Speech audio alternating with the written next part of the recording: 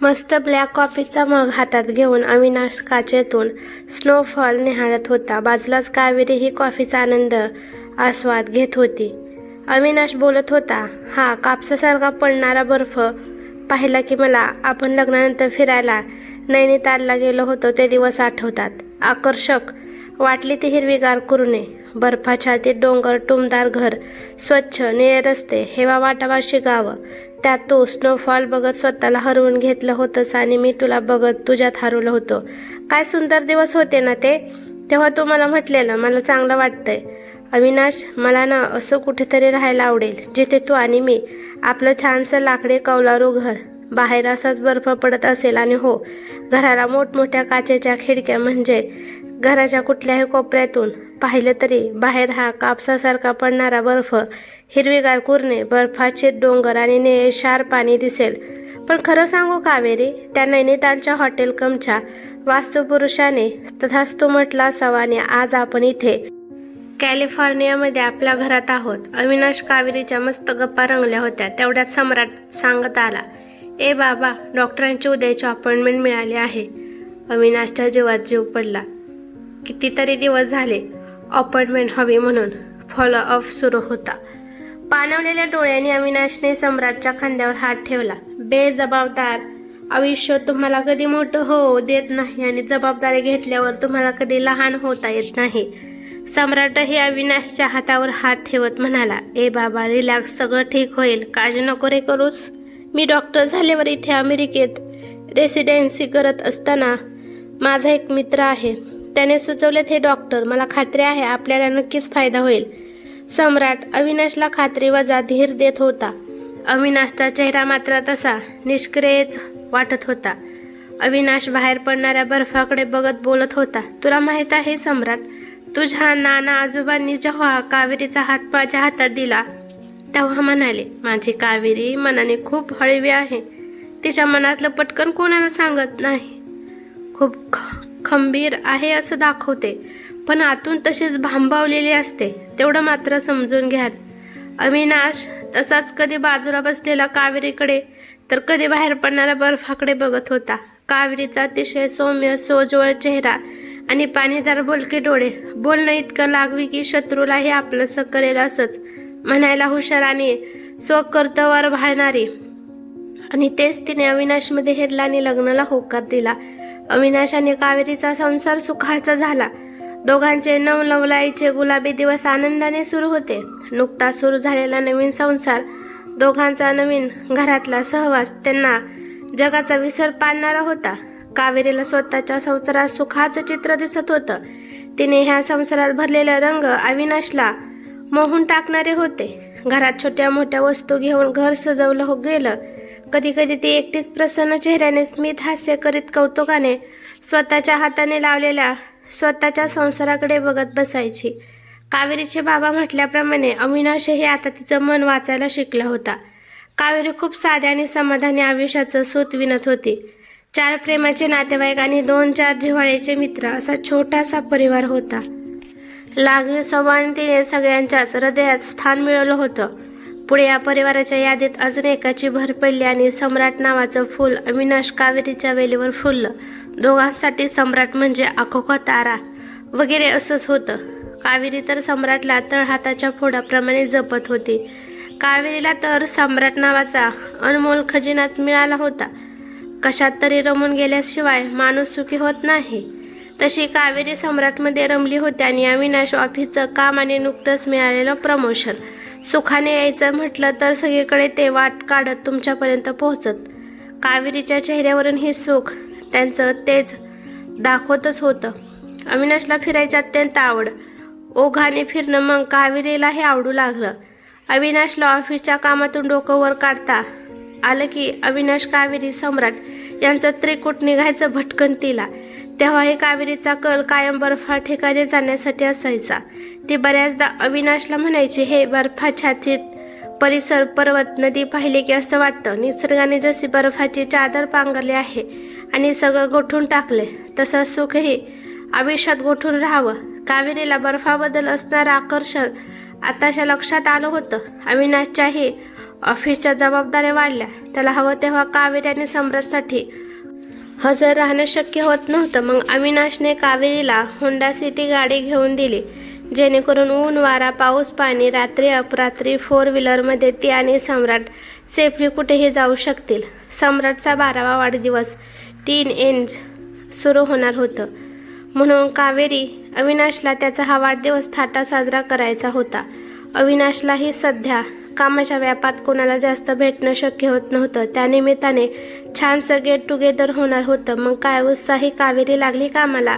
आयुष्यात सगळं काही बरोबर होतं हे कळण्यासाठी काहीतरी चुकीचं घडावं लागतं. आयुष्यात सगळं बरोबर मनाजोगतच चाललं होतं. कावेरीचा स्वभावच प्रेमळ होता. नाते उगाचच टिकत नसतात, त्यासाठी निस्वार्थीपणे जीव लावावा लागतो. असे अनेक जिव्हाळ्यांचे लोक कावेरीने जमवले होते. त्यांनाही तिने सम्राटच्या वाढदिवसाला बोलावले होते. त्यात सम्राटचे फ्रेंड्स, अविनाशची ऑफिस कलिग्स होते. कावेरीची जय्यत तयारी सुरू होती. अविनाशला कार्यक्रमाच्या दिवशी सुट्टी घ्यायचीच होती, पण काही फॉरेन डेलिगेट्स येणार असल्याने अविनाशला त्या दिवशी ऑफिसला जाणं टाळता आलं नाही. तशी ही सगळी व्यवस्था कावेरीच पाहत होती. बरीचशी कामं लावली गेल्याने अविनाशही थोडा निश्चिंत होता. सम्राटची गाडी जाम खुशीत होती. त्याची कावेरीला आनंदाने मदत करणे सुरू होती. फक्त केकची डिलिव्हरी ऐन वेळेवर सांगितली होती. अविनाशला लवकर निघायचं होतं, तेही जमेल असं वाटत नव्हतं, म्हणून त्याने फोन करून वेळेवर पोहोचतोय हे कळवलं. तेवढ्यात केकच्या दुकानातून फोन आला की केकची डिलिव्हरी करायला माणूस अवेलेबल नाहीये, त्यामुळे केकची डिलिव्हरी होऊ शकणार नाही. सम्राटचा मूडही तिला सांभाळायचा होता. तिने सगळी तयारी केली आणि लगेच केक घेऊन येते असं सम्राटला सांगून निघाली. घड्याळाचा काटा पुढे सरकत होता. सम्राट तयार होऊन अविनाश आणि कावेरीची वाट पाहत होता. अविनाशला सम्राटने फोन लावल्यावर त्याने ऑल द वे आहे, 10 मिनिटात पोहोचतं असं उत्तर दिलं. कावेरीला फोन केल्यावर तिनेही केक घेतला आणि 10-15 मिनिटात पोहोचते असं उत्तर दिलं. सम्राट आता म्युझिक स्टेशनची सेटिंग करण्यात गुंतला होता. घराच्या एका भागात सम्राटची 10 इयर्सची बर्थडे थीम होती, तर दुसरीकडे नॉर्मल मित्रांचा कट्टा होता, जेणेकरून अविनाशही एन्जॉय करेल. एवढ्यात बेल वाजली. दारात अविनाश होता. कावेरी सॉरी मला न जरा उशिरा झाला, पण डोंट वरी, आता मी तुझ्यासमोर हजर आहे. तू सांग फक्त काय करायचंय. सम्राट सांगू लागला. अरे बाबा, ती अजून आली नाहीये, केक आणायला गेली, पण तिला फोन केलाय, पोहोचतच असेल. परत बेल वाजली. आता मात्र परत कावेरी नसून कावेरी अविनाशचे काही फॅमिली फ्रेंड्स होते. 20-25 मिनिटं होत आली होती. लोक यायला सुरुवात होते म्हटल्यावर अविनाशने कावेरीला फोन लावायला घेतला तर नॉट रिचेबल आला. अविनाश तोंडातल्या तोंडातच बरगला. नेहमीप्रमाणे हिने कामाच्या गडबडीत नक्कीच फोन चार्ज केला नसेल. कार्यक्रमाच्या गोंधळातही घड्याळाचे काटे अविनाशला स्पष्ट ऐकायला येत होते. कावेरीला सतत फोन लावणं सुरू होतं, पण अजूनही तिचा फोन नॉट रिचेबल होता. वाट पाहून डोळे थकले होते. आलेल्या गेस्टच्याही एव्हाना लक्षात यायला लागलं होतं की काहीतरी गोंधळ सुरू आहे. अविनाश तडक कावेरीला शोधायला केकच्या दुकानावर जाण्यासाठी निघाला. मनात असंख्य विचारांनी जाळं विणायला सुरुवात केली होती. रस्त्यात ट्रॅफिक जाम होतं, तरीही हा रस्ता काढत निघत होता. रस्त्यात ॲक्सिडेंट झाला होता असं लक्षात आलं. रस्त्यातून वाट काढत जाताना सहज लक्ष गेलं तर कावेरीचीच गाडी दिसली. डोळ्यांनी पाहिलेलं मनाने जरी मान्य केलं नाही, तरी डोळ्यांनी बुद्धीला शहानिशा करण्याचे संकेत कधीच दिलेले असतात. बुद्धीकडून मिळालेल्या संकेतानुसार अविनाशने गाडी घटनास्थळाकडे वळवली. गाडी आणि नंबर प्लेट पाहिलीत. गाडी तर कावेरीचीच होती. गाडीचा पुढचा भाग पूर्णपणे डॅमेज झाला होता. अविनाशची नजर आता कावेरीला शोधत होती. ड्रायव्हर सीटवर कोणीही नव्हतं. त्याने आजूबाजूला बघायला सुरुवात केली, तरीही कावेरी दिसत नाहीये म्हटल्यावर बावरा झालेला अविनाश तिथेच उभे असलेल्या ट्रॅफिक पोलिसाकडे धावला आणि त्याला विचारू लागला, अहो साहेब, ह्या गाडीत असलेल्या बाईक कुठे आहेत? ट्रॅफिक पोलिसानेही अगदी कडक पण कणखर आवाजातच विचारलं. तुम्ही कोण? मनातून पूर्णपणे हललेला अविनाश उत्तरला, मी नवरा तिचा. आता नवरा समोर आहे म्हटल्यावर ट्रॅफिक पोलिसांनी सांगायला सुरुवात केली, अहो सिग्नल ग्रीन झाला आणि बाईंनी गाडी काढली. तेवढ्यात पलीकडून एक 12-13 वर्षाचं मूल सायकलवर भरधाव येताना दिसलं. त्याला वाचवावं म्हणून बाईने स्टेअरिंग वळवला आणि जाऊन धडकल्या समोरच्या भिंतीला. माझी ड्युटी याच मैत्री आणि प्रेम एक मार्क दीपज्योती सिग्नलला होते. मी पाहिलं ना ते लगेच धावत गेलो. पाहिलं तर बाई बेशुद्ध झाल्या होत्या. लगेच ॲम्ब्युलन्स बोलवली आणि हॉस्पिटलला पाठवलं, पण मोबाईल बंद झाल्याने तुम्हाला कॉन्टॅक्ट नाही करता आला. बाईंच्या सगळ्या वस्तू पोलिसांच्या ताब्यात आहेत. अजून वेळ आहे म्हणून वेळ कधी निघून गेली हे अविनाशला कळलंच नाही. आता मात्र त्याला जाणवत होतं, मी का वेळेवर आलो नाही, का सगळीकडेच कावेरीला ग्राह्य धरलं. किमान ही घटना तरी टळली असती असं अविनाशला वाटणं स्वाभाविक होतं. पण होणारी गोष्ट काही टळत नाही. इकडे बराच वेळ झाला अजून अविनाशचाही काही निरोप नाही म्हटल्यावर सम्राटने अविनाशला फोन केला. अविनाशच्या आवाजावरून सम्राटच्या लक्षात आलं तसा सम्राट लहानच होता. अविनाशने सम्राटला मी आईला घेऊन येतोय असं म्हणून नामदेव काकांना फोन दे असं सम्राटला सांगितलं. अविनाशने नामदेवला त्याच्या जवळच्या मित्राला पूर्ण हकीकत सांगितली आणि सम्राट व आलेल्या गेस्टला मॅनेज कर हे कळून अविनाश हॉस्पिटलमध्ये निघाला. डोकं थाऱ्यावर नव्हतं. नीतीने एखाद्याच्या आनंदावर असा घाव घालावा यासारखं दुर्दैव नव्हतं. सम्राटला गोष्टीचा अंदाज येत होता आणि अविनाशला कावेरीच्या तब्येतीचा अंदाज आल्याशिवाय सम्राटला काही कळू द्यायचं नव्हतं. अविनाश हॉस्पिटलमध्ये पोहोचला. आधी त्याने कावेरीला पाहिलं. नुकतंच कावेरीला हॉस्पिटलमध्ये आणलं होतं. अविनाशशी बोलून कावेरीला इमर्जन्सीमध्ये नेऊन डॉक्टरांचे प्रयत्न सुरू होते. कावेरी अजूनही अनकॉन्शियस होती. तब्बल 2-3 तासाच्या प्रयत्नानंतर डॉक्टर अविनाशशी बोलले, कावेरीच्या फक्त डोक्याला मार लागलाय, कुठेही दुसरीकडे दुखापत नाहीये. सिटी स्कॅन करण्यात आलाय म्हणजे नक्की इंजुरी कुठे आहे आणि काय प्रमाणात आहे हे कळायला मदत होईल. डॉक्टरांच्या मते अजूनही कावेरी अनकॉन्शियस असल्याने तिला शुद्धीवर आणण्यासाठी खूप प्रयत्न करावे लागत होते. अविनाश परिस्थितीपुढे अघातिक होता. या सगळ्यात रात्रीचे 10 वाजले होते. आलेले गेस्टही अजून तिथेच होते. कोणाचाही पाय निघत नव्हता आणि अविनाशचा पाय हॉस्पिटलमधून निघत नव्हता. सम्राट अगदीच हिरमुसून बसला होता. अविनाशने घडलेला प्रकार सम्राटला सांगितला. तिला काहीही झालं नाहीये, फक्त थोडी शुद्धीवर नाहीये. ती शुद्धीवर आली की मी लगेच घरी येतो. अविनाशला सम्राटची ही मनस्थिती सांभाळायची होती. घर तसंच बंद करून नामदेव सम्राटला त्याच्या घरी घेऊन गेला. आता फक्त ती शुद्धीवर येण्याची वाट होती. अविनाशही रात्रभर तसाच हॉस्पिटलमध्ये एका बाकावर पडून होता. रात्र रात्रीसारखीच असते, अंधारही तोच असतो. रात्र ज्या गतीने संपायची असते त्याच गतीने संपणार असते. पण काही प्रसंगी रात्र ही एक पूर्व वाटावी इतकी मोठी वाटते. आज अशीच ही पूर्व वाटणारी रात्र संपत नव्हती. अविनाशच्याही काळजीने डोळ्याला डोळा लागत नव्हता. केव्हा तरी अचानक लागले डोळे किलबिल्ले करत अविनाशने आजूबाजूला पाहिलं तर पहाट झाली होती. छान कोवळी किरणं त्याच्या समोरच्या बाकावर पडली होती. रात्री हजर असलेल्या असिस्टंट डॉक्टरांना विचारलं असता ते म्हणाले, कावेरीला रात्रीही शुद्ध नाही चाले. आता डॉक्टर रिपोर्ट बघून सांगतीलच काय करायचे ते. तिकडे सम्राटही वाट पाहत असेल म्हणून अविनाशने सम्राटला फोन करून कळवलं. आता मात्र अविनाश सम्राटला सगळंच सांगत होता. आईसाठी मी इथे हॉस्पिटलमध्येच आहे, चालेल ना तुला? सम्राट काय बोलणार, आलेल्या परिस्थितीत काय बोलावं हे समजण्याचं वयच नव्हतं मुळात. अविनाशला एव्हाना डॉक्टरांना दुपारी सिटी स्कॅनचा रिपोर्ट मिळणार आहे, मग डॉक्टर भेटायला बोलवतील असा निरोप मिळाला. आता इथेही वाट पाहणं आलंच असं म्हणत अविनाशची नजर शून्यात गेली. अखेर सिटी स्कॅनचा रिपोर्ट आला आणि अविनाश डॉक्टरांच्या केबिनमध्ये दाखल झाला.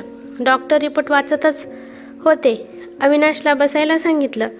डोळ्यावरचा चष्मा काढला. डॉक्टर अविनाशकडे बघत म्हणाले, सिटी स्कॅनचा रिपोर्ट बघता थोड्या प्रमाणात इंटरनल ब्लिडिंग झाले. 1-2 ब्लड क्लॉटही आहेत जे सर्जरी करून काढावे लागतील. थोडी रिस्क आहे ती म्हणजे ब्लड क्लॉट ब्रेनमध्ये अशा ठिकाणी आढळलं आहे जिथून सगळ्या शरीराच्या हालचाली न्यूरिनस तर्फे कंट्रोल केल्या जातात, तर त्यामध्ये शरीराच्या काही भागच्या हालचालीवर परिणाम होऊ शकतो. हे ऐकून अविनाश थोडा धास्तावला होता, पण उपाय आहे आणि कावेरी बरी होणार हे त्याच्यासाठी पुरेसं होतं.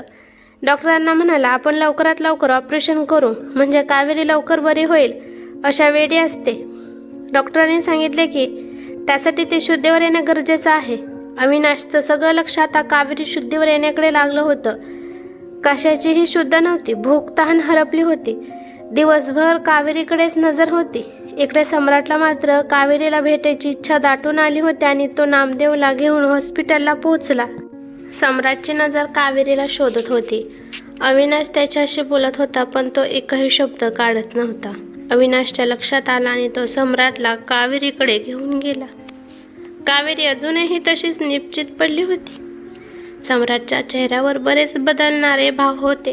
अचंबितपणाचे, घाबरलेले, उदास, खिन्न, सगळंच दाटून आलं होतं. अविनाशची नजर सम्राटचे भाव टिपत होती, पण त्याचे शब्द मुके झाले होते. एकदा अविनाशच्या मनात आलं की नसतंच सांगितलं सम्राटला आणि नसतंच येऊ दिलं हॉस्पिटलमध्ये तर. पण दुसरीकडे असंही वाटत होतं की किती वेळ थोपून धरलं असतं हे वादळ. बरेचदा डोळे आणि स्पर्श शब्दांपेक्षा जास्त स्पष्ट बोलतात, आणि तेच अविनाशने केलं होतं. सम्राटचे पाय कावेरीकडे वळत होते. तो बाजूला उभा राहून एकटक कावेरीकडे बघत होता. डोळ्यात पाणी थिजलं होतं. सगळ्या भावनांचा अतिरेक होता. हे एवढं पेलू शकण्याचं वय नव्हतं. आईला कायम खंबीर पाहिलेला तो तिला आज असं आगतिक मशीनच्या हवाली झालेलं बघून निराश झाला होता. काही वेळाने अविनाश त्याला आयसीयूतून बाहेर घेऊन आला. अविनाश सम्राटच्या खांद्यावर हात ठेवत म्हणाला, सगळं ठीक होईल, काळजी करू नकोस. सम्राट अविनाशला प्रत्युत्तर देत म्हणाला, आई शुद्धीवर येईपर्यंत इथेच थांबणार आहे. यावेळी अविनाश सम्राटला काही समजवण्याच्या मनस्थितीत नव्हता. दुसरा दिवसही गेला तरीही कावेरी शुद्धीवर आली नव्हती. अविनाश सम्राटला समजत होता, दिवसभर काहीच खाल्लं नाहीयेस, थोडं तरी खाऊन घे. आणि सम्राट मात्र अजूनही नकारच देत होता. सम्राटची नजर मात्र कावेरीकडेच होती.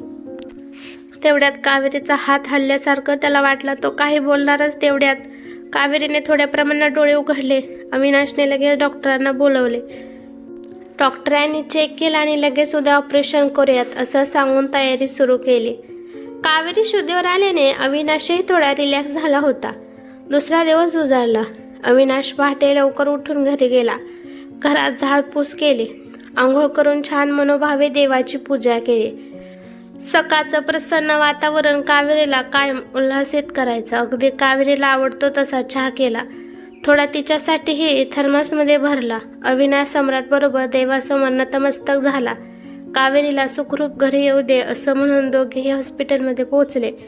कावेरीने दोघांकडे पाहिलं. अविनाशची कावेरीवर आणि कावेरीची सम्राटवर खेळलेली नजर ऑपरेशन थिएटरमध्ये जाताना तशीच त्यांच्याकडे राहावी म्हणून अविनाश आणि सम्राटने त्यांच्या पावलांची गती वाढवली. अखेर ती नजरेआड झाली. ऑपरेशन थिएटरचं दार बंद झालं आणि दोघांची नजर त्या दारावरच्या लाल लाईटवर जाऊन स्थिरावली. सुखाचे क्षण पाऱ्याप्रमाणे असतात. हातात आले असे वाटतात, तेव्हाच निसटून गेलेले असतात. अविनाशला आता कुठे सुख भोगतोय असं वाटतच होतं आणि हे असं काहीतरी समोर आलं होतं. साधारण 2 तास उलटले होते तरीही काही कळत नव्हतं. काही नर्से डॉक्टर यांची ये जा सुरूच होती. अविनाशची घालमेल सुरू होती. त्याचं लक्ष लागणं कठीण होतं. ऑपरेशन थिएटरमधून येणाऱ्या जाणाऱ्या प्रत्येक नर्स आणि डॉक्टरांच्या नजरेत आत काय घडलं हे वाचण्याचा प्रयत्न अयशस्वी ठरत होता आणि हृदयाचे ठोके अजूनच वाढत होते. अखेर 5 तासानंतर ऑपरेशन थिएटरचं दार पूर्णपणे उघडलं. डॉक्टर बाहेर आले आणि अविनाश काही बोलणार एवढ्यात ऑपरेशन चांगलं झालं हे डॉक्टरांचे शब्द त्याच्या कानावर पडले आणि अविनाशच्या डोळ्यातून येणाऱ्या अश्रूंबरोबर त्याचे हात नकळत डॉक्टर समोर जोडले गेले आणि तोंडातून एकच शब्द बाहेर पडला, बाप्पा. सहन केल्या जाणाऱ्या किंवा कराव्या लागणाऱ्या अनेक व्यथांना भाषा असते. कमी पडतात ते फक्त शब्द. सर्जरीनंतर 8 तासानंतर कावेरी शुद्धीवर आली, पण अजूनही सेडेशन असल्याने लगेच डोळे मिटले. अविनाशसाठी आणि डॉक्टरांसाठी कावेरी शुद्धीवर येणं अतिशय महत्त्वाचं होतं.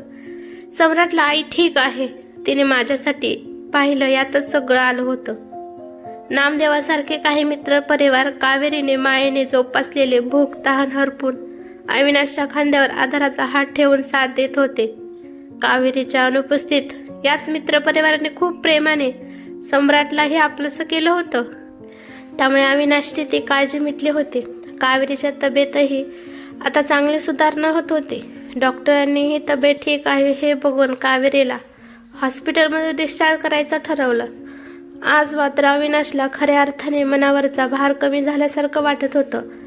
कावेरी घरी येणार या विचारानेच त्याच्या मनात चैतन्याच्या लाटा उसळत होत्या.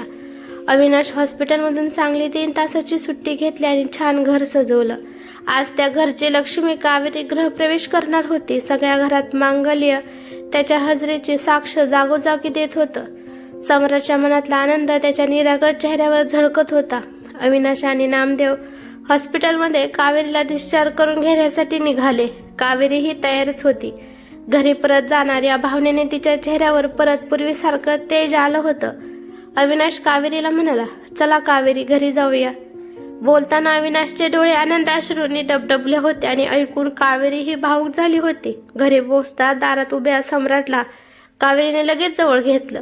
घराला घरपण देणारी आज सुखरूप घरी परतते म्हणून घर हे त्याचं चैतन्य दाखवण्यात मागे नव्हतं. चैतन्यानं भरलेलं घर अविनाश पुन्हा एकदा अनुभवत होता. कावेरी दारातच एकटक बघत उभी होती. तेवढ्यात विद्या, नामदेवची बायको, औक्षणाचं ताट घेऊन आली. घरात येणाऱ्या सुखाचं आनंदाने स्वागत होत होतं. कावेरीने घरात पाऊल टाकलं. घराला आणि घरातल्या प्रत्येक वस्तूला कावेरी अनुभवत होती. कावेरीचे डोळे खूप काही बोलत होते.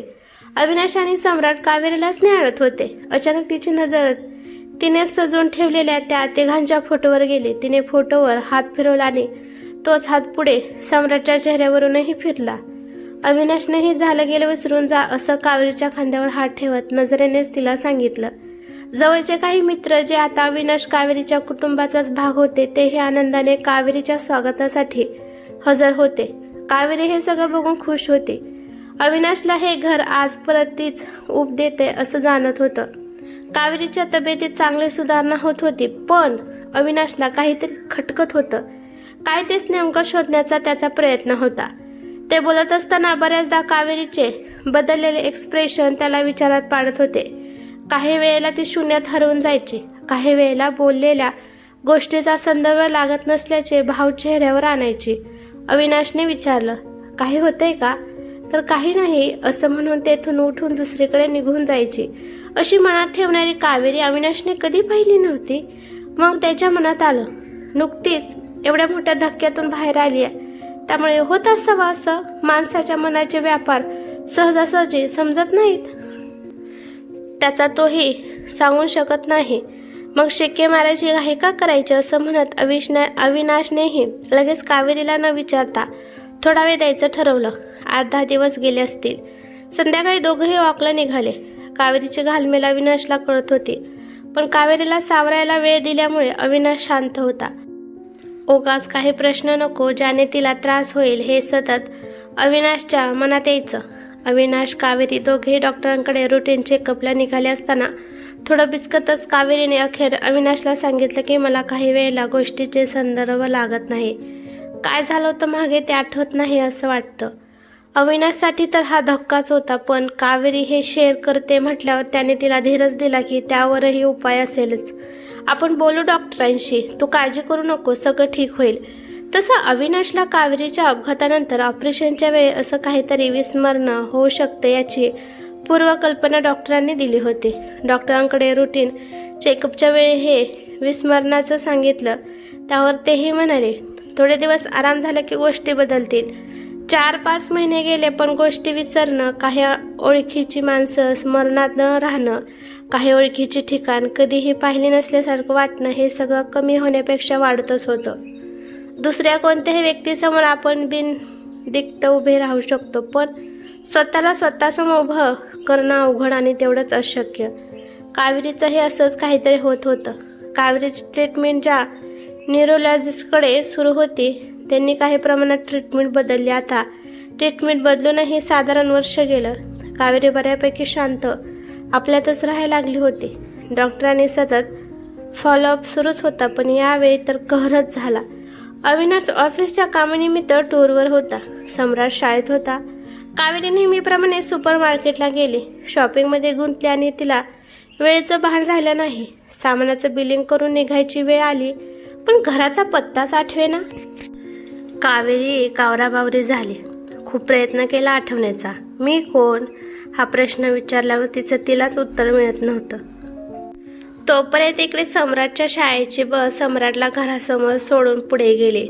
सम्राट पाहतो तर काय, घराला कुलूप, आई घरी नाही. बराच वेळ वाट पाहत आता संध्याकाळ झाली. मग त्याने शेजारीच राहणाऱ्या नामदेवकडे धाव घेतली. सम्राटने सगळी हकीकत नामदेवला सांगितली. नामदेव कावेरीच्या शोधात निघाला. आजूबाजूला शोधूनही कावेरी सापडत नाही म्हटल्यावर त्याने अविनाशला कळवलं. अविनाशला आलेल्या क्रेडिट कार्डवरील मेसेजवरून त्याने सुपर मार्केटचं नाव बघून ज्या ब्रँचवरून हे ट्रान्झॅक्शन झालं तिथे नामदेवला जायला सांगितलं. नामदेव तिथे पोचला तेव्हा कावेरी तिथे एका बाकावर बसली होती. तिला बघताच नामदेवच्या जीवात जीव आला. नामदेव तिच्याजवळ आला, पण तिची अनोळखी नजर नामदेवला जे दाखवत होती ते त्याला पाहायचं नव्हतं. पण तेच झालं. कावेरीने नामदेवला ओळखलंच नाही. अखेर त्याने तिला सगळं समजावलं आणि घरी घेऊन आला. अविनाशही लगेच घरी परतला. तिच्याबरोबर सतत एक केअरटेकर मावशींना ठेवला आणि कावेरीची ट्रीटमेंट अजून जोरात सुरू केली. आता घराची सगळी जबाबदारी अविनाशने स्वतःकडे घेतली. सम्राटही खूप समजूतदार होताच, परिस्थितीचं भान त्यालाही होतंच. कावेरीची काळजी घ्यायला त्यानेही सुरुवात केली. आयुष्याचं जबाबदारीचं ओझं वय बघून खांद्यावर येत नाही, हे मात्र खरं. अविनाश आणि सम्राट आता पूर्ण वेळ कावेरीकडेच लक्ष देत होते. अविनाश अंतर्बाह्य हादरला होता. त्याची कावेरी कुठेतरी हरवली होती. खळखळून हसणारी हसून विसरली होती. घरात चैतन्याचे वावरणारी चैतन्य हरवून नुसतीच वावरत होती. उत्साहाचा वाहता धबधबा असावा अशी ती आज नुसती संत पाण्याप्रमाणे अस्तित्व दाखवत होती. मनातलं ओठावर पटकन आणणारी आज शब्दाही ओठात दाबून होती. अविनाश कावेरीच्या कॉफी किंवा चहा बरोबरच्या गप्पांमध्ये त्यांच्या लग्नाची वाढलेली वर्ष कधी आली नाहीत, पण आज तो हरवलेला निखळ संवाद अविनाशला अस्वस्थ करत होता. रोज जोडीदाराला समोर बघणं, त्याच्याशी बोलणं, पण आपण बोललेलं त्याच्यापर्यंत न पोहोचणं यासारखं दुःख नाही. सम्राटला कावेरीने दिलेले संस्कार या कठीण प्रसंगी कामी येत होते. स्वतःचा अभ्यास सांभाळून सम्राट घराकडे आणि अविनाशकडे व्यवस्थित लक्ष देत होता. शिवाय कावेरीला वेळेवर औषध देणे, डॉक्टरांनी सांगितलेल्या गोष्टीचं काटेकोर पालन करणे. आजवर जी आई त्याच्याकडे लक्ष देत होती, आज त्याचा आईकडे लक्ष देण्यासाठी सम्राट तयार झाला होता. अनुभवातून जे शिक्षण मिळतं ते शिकवणी लावूनही मिळत नाही. तसा सम्राट आयुष्याच्या या शिक्षणात प्रगल्भ होऊ लागला आणि शालेय शिक्षणातही घवघवीत यश मिळवलं. त्याची घोडदौड सुरूच होती. आज 14 वर्षाचा प्रदीर्घ काळमध्ये लोटला गेलाय. कावेरीच्या ट्रीटमेंटसाठी बरीच नावाजलेले डॉक्टर झाले. कावेरीमध्ये बराच फरक पडलाय, पण तरीही काही वेळा ती पूर्णपणे ब्लँक होते. सम्राटने मेडिसिन करून त्याने अमेरिकेतच रेसिडेन्स करून पुढे MD केले. आज तोही न्यूरोलॉजिस्ट म्हणून अमेरिकेत काम करतोय. अविनाशनेही कावेरीची ट्रीटमेंट आणि सम्राटचं अमेरिकेतलं वास्तव्य बघता त्याची ट्रान्सफर कॅलिफोर्नियात करून घेतली आहे. या डॉक्टरांच्या ट्रीटमेंटने कावेरीमध्ये 95% फरक दिसतोय. तिघंही खुश आहेत. अविनाशला पूर्वीची हसरी बोलकी कावेरी परत अनुभवायला मिळते आहे. आता कावेरीचं परत घरावरचं साम्राज्य अविनाश आणि सम्राट बघून हरवून गेलेत. कावेरी म्हणेल तसं तिला फॉलो करणे एवढाच पवित्रा त्यांनी घेतलाय. अर्थात या सगळ्यात या कुटुंबाला अमेरिकेत सतत साथ देणारी सम्राटची मैत्रिणी ईशा या कुटुंबाचा भाग व्हावी ही अविनाश सम्राटची इच्छा कावेरीच्या लक्षात आली आहे. तिने ईशाच्या फॅमिलीला घरी बोलवले. अविनाश सम्राटही तयार आहेत. ईशाच्या फॅमिलीला कावेरीने तिच्या आयुष्यात घडलेला सगळा प्रकार सांगितला आणि ओघाने अविनाश सम्राटने काय सोसलं हे तेही सांगितलं. सम्राट ईशाची मैत्री बघता आणि त्यांची ही इच्छा बघता या दोघांच्या लग्नाला होकार द्यावा असं कावेरीने ईशाच्या फॅमिलीसमोर तिचं मत व्यक्त केलं आहे. पुढारलेल्या विचारांच्या ईशाच्या कुटुंबानेही लग्नाला होकार दिला आणि कावेरी अविनाशच्या कुटुंबात परत ईशाच्या रूपात सुखाने प्रवेश केला. अनेक वर्षानंतर चैतन्याने भरलेलं घर अविनाश सम्राट पुन्हा एकदा अनुभवत होते. कावेरी सम्राट ईशाला घेऊन देवघरात गेली. कावेरीने देवासमोर तुपाचं निरंजन लावलं. देवासमोर वाटीत साखर ठेवली आणि हात जोडून घराच्या चिरंतन सुखासाठी चैतन्यासाठी देवाला प्रार्थना केली. कावेरीला जी आनंदानुभूती होत होती त्यातच त्या घराचं आणि घरातल्या सगळ्यांचं सुख होतं. आनंद साजरा करण्यास कोणत्याही मुहूर्ताची गरज नसते, कारण जो आनंदाचा क्षण तोच एक मुहूर्त असतो.